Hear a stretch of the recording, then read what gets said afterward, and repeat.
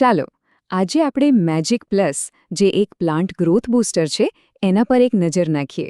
ઘણા દાવાઓ કરવામાં આવે છે, પણ હકીકતમાં આ છે શું અને એ કામ કઈ રીતે કરે છે?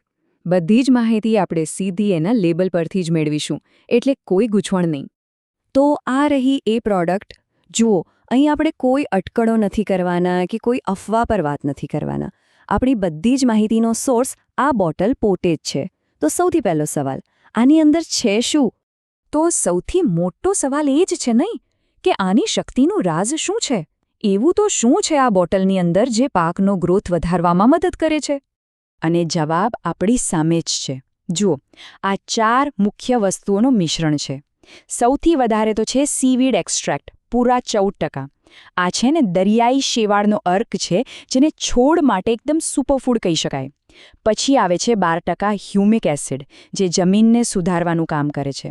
એની સાથે છે 6% એમિનો એસિડ અને 3% ફ્યુલ્વિક એસિડ. આ બંને શું કરે? પોષક તત્વોને છોડ સુધી પહોંચાડે છે.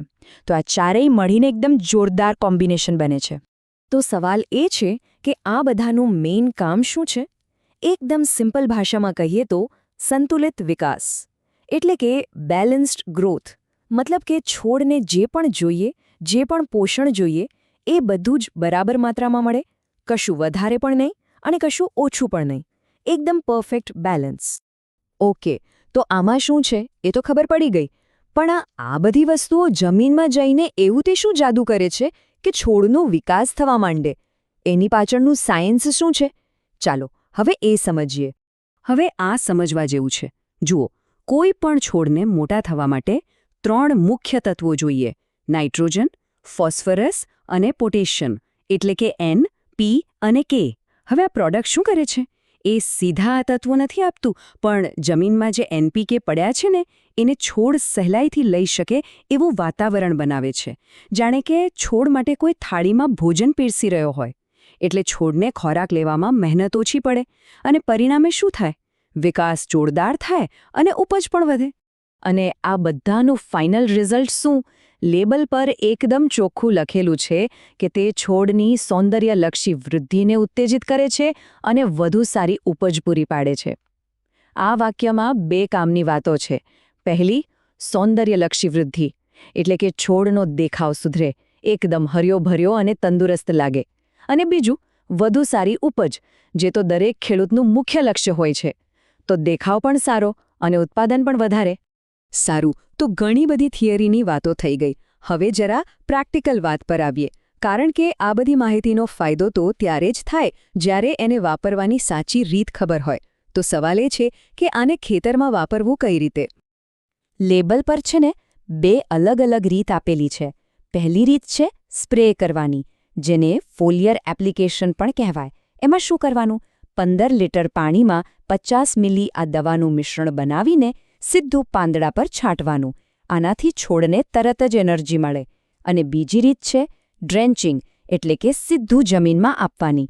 આમાં 1 એકર જમીનમાં 1 લીટર દવા આપવાની હોય છે, જે મૂળમાં જાય. તો સમજી ગયા? એક રીત તરત અસર માટે અને બીજી લાંબા સમયના પોષણ માટે.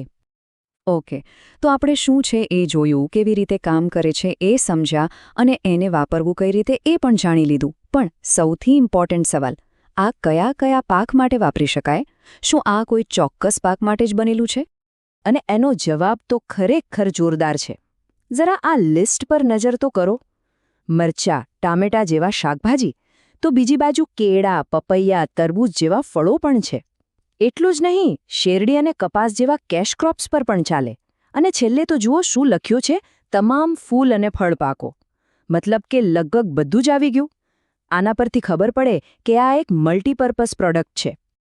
તો આ આખી વાતચીત પછી આપણે ફરી પાછા એ જ મૂળ મુદ્દા પર આવીએ છીએ: સંતુલિત પોષણ.